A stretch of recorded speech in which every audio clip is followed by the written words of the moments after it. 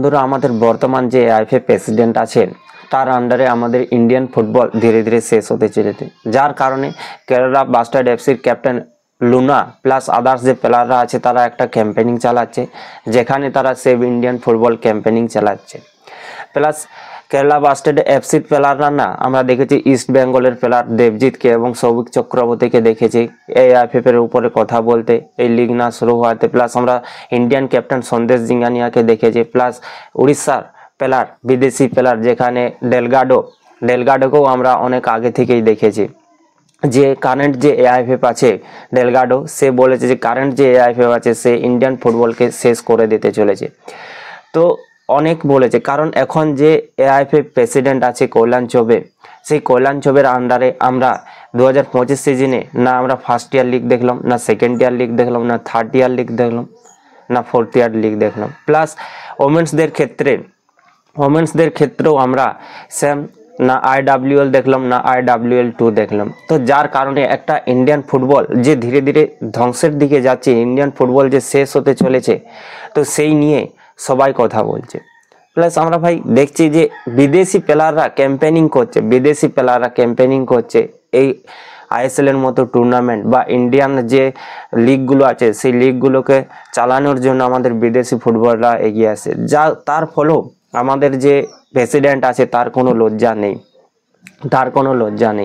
যদিও তারা গেছে সুপ্রিম কোর্টের আন্ডারে গেছে, সুপ্রিম কোর্টের কাছে গেছে, কারণ যে বিড জমা দেয়নি 7 তারিখ পর্যন্ত যে বিড জমা দেওয়ার কথা ছিল সেই বিডে কেউ অংশগ্রহণ করেনি। তো সেখানে চেঞ্জেস করার জন্য তারা আবারও এআইএফএফ বলো এফএসডিএল বলো তারা সুপ্রিম কোর্টের আন্ডারে গেছে। এখনো পর্যন্ত কিন্তু কেউ জানেনি যে আইএসএল শুরু হবে কি হবে না, এখনো পর্যন্ত কেউ জানেনি।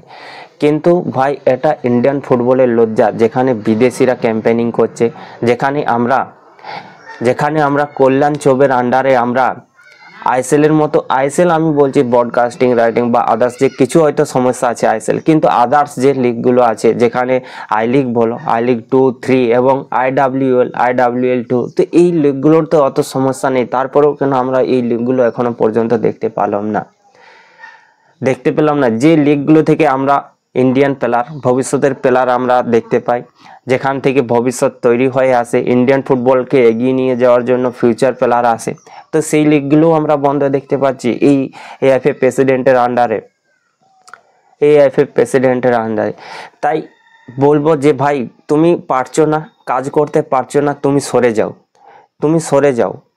তুমি কাজ করতে পারছো না, তুমি সরে যাও। তাই বলবো, এটা একটা লজ্জা লাগা উচিত।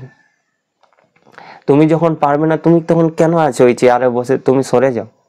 যেখানে আমরা দেখেছি যে ওমেন্স ফুটবল যারা আছে, আমাদের যে মেয়েরা আছে, তারা এত সব কিছু সুযোগ সুবিধা না পাওয়ার পরেও যেখানে তারা বেটার ফুটবল খেলছে, যেখানে তারা AFC এশিয়ান কাপে তারা কোয়ালিফাই করে গেছে, তাই সিনিয়র বলো আন্ডার-20 বলো মেয়েরা কোয়ালিফাই করে গেছে। যেখানে কালকে আমরা ফিক্সচার দেখলাম বেরিয়ে গেছে under-20 team AFC Asian cup কোয়ালিফায়ারে, যেখানে আমাদের মেয়েরা জাপান, অস্ট্রেলিয়া এবং চাইনিজ থাপির বিরুদ্ধে খেলবে।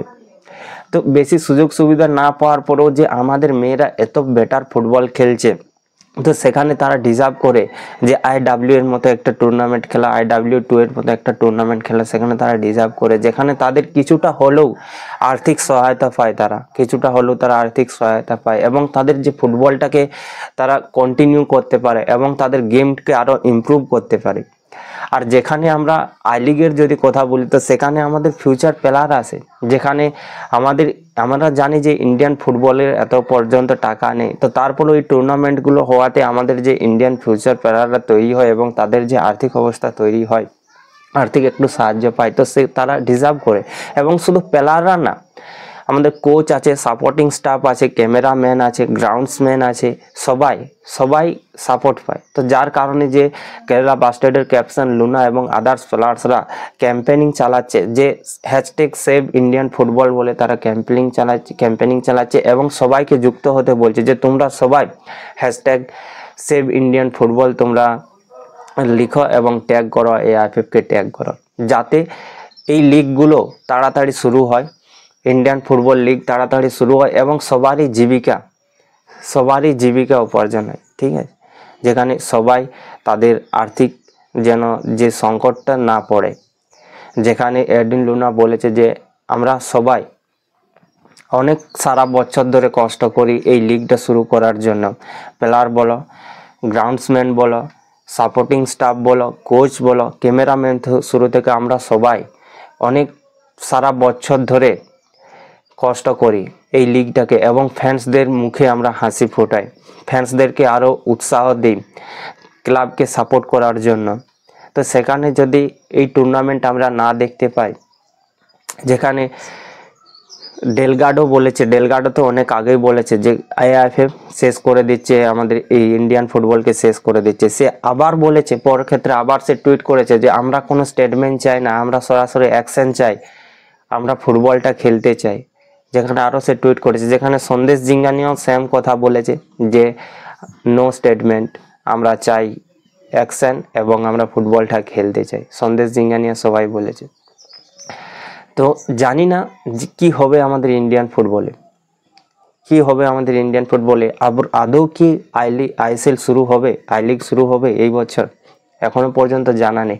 কিন্তু ভাই শুরু করার জন্য সবাইকে বলবো, যারা যারা ভিডিও বানাও, যারা যারা ইন্ডিয়ান ফুটবল ফ্যান্সকে সাপোর্ট করো, তারা সবাই please hashtag save Indian football Kerala Blasters যে ক্যাম্পেনিংটা শুরু করেছে, তো সেই ক্যাম্পেনিংয়ে সবাই যোগদান করো এবং সবাই সেভ ইন্ডিয়ান ফুটবল লেখো হ্যাশট্যাগ দিয়ে, এবং এআইএফএফকে ট্যাগ করো যাতে এআইএফএফ এই লিগটি তাড়াতাড়ি শুরু করতে পারে। তো দেখা হবে পরের ভিডিওতে, ততক্ষণ পর্যন্ত সবাই সুস্থ থাকো, ভালো থাকো।